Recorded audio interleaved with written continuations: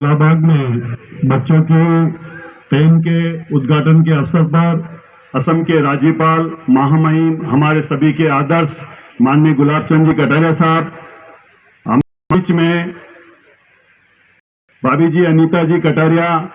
विशिष्ट के रूप में विशेष आग्रह पर पधारे। हमारे उदयपुर के यशस्वी सांसद अर्जुन लाल जी मीणा साहब, उदयपुर ग्रामीण के विधायक फूल सिंह जी मीणा साहब, हमारे यशस्वी महापौर जीएस टांक साहब, हमारे उप महापौर पारजीत सिंह जी, इस कंपनी के मेघराज सिंह जी डायरेक्टर है चिप है, और उनकी प्रतिनिधि के रूप में हमारे बीच में पधारे हैं प्रताप सिंह जी। क्योंकि वो विदेश में है, उन्होंने कहा था मैं जरूर आऊंगा इसमें, मगर विदेश चले गए तो वो आ नहीं पाए। उन्होंने प्रताप सिंह जी बेटा, उनका भी बहुत बहुत कंपनी का स्वागत है। मैं अभी महापौर जी ने बड़ी बड़ी बातें बताई,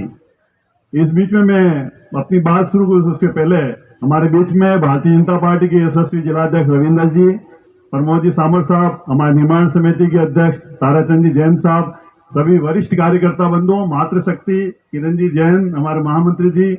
और पार्षद बंधु, मातृशक्ति भाइयों बहनों युवा साथियों,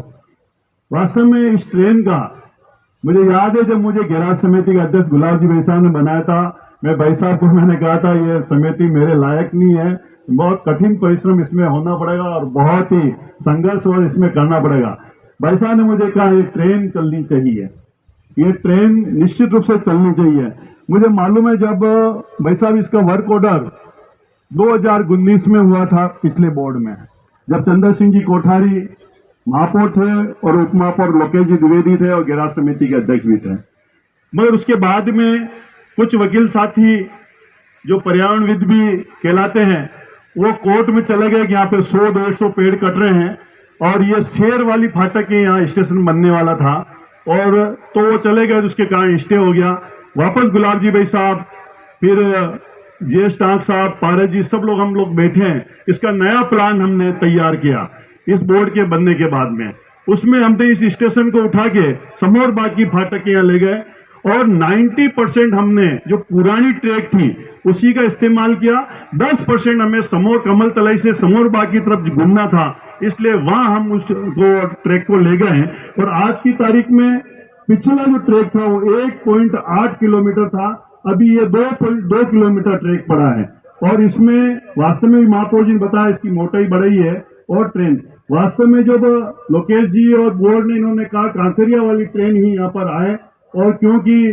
वो ट्रेन बहुत खूबसूरत लगती थी और उसी ट्रेन को हमने लाए, मगर इसमें थोड़ा सा हमने संशोधन करके ये हिंदुस्तान की वैसा पहली ट्रेन है जो सीएनजी से चलने वाली है, जिससे इस यहाँ पे घूमने वाले लोग और यहाँ के पेड़ पौधे किसी को भी पर्यावरण पे इस पे कोई प्रभाव नहीं पड़ेगा, न इसके कोई बहुत बड़ी आवाज है, इसमें कुछ नहीं है, बैठने पर आराम से चलती है। मेरा यही निवेदन है कि 72 में जब तुकारिया साहब ने इसका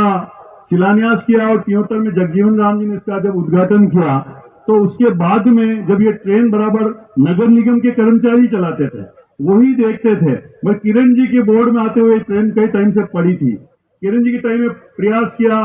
फिर युधिष्ठिर जी के टाइम में वापस इसका नया रूप दिया गया, राम जी वाजपेयी इसके इन्होंने कॉन्टेक्ट लेके उसको चलाया और ऐसे करके चलती गई। वैसा मगर बार बार ये ट्रेन पलट जाती थी, इसमें कई बच्चे भी जख्मी हुए थे, तो ये परेशानी होती गई। तो रजनी जी के टाइम में ये ट्रेन रोक दी गई और हमारे पिछले बोर्ड ने इसका नया प्रोजेक्ट लिया, मगर आज ये प्रोजेक्ट खुशी होने के पीछे वैसा बहुत परेशानियां तो बहुत आई। कभी किसी इमली वाला बाबा के फकीर हमारे से अड़ गए कि हमारी ये पटरी पीछे से निकालो, आगे से नहीं निकलनी। हमने कहा नहीं, आगे से निकलेगी, पहली वाली है। आगे वाला एक मजार और वहां पे हो गया। कभी मंदिर वाला जाके 6 महीने का स्टे ले आया, कहीं कोरोना आ गया।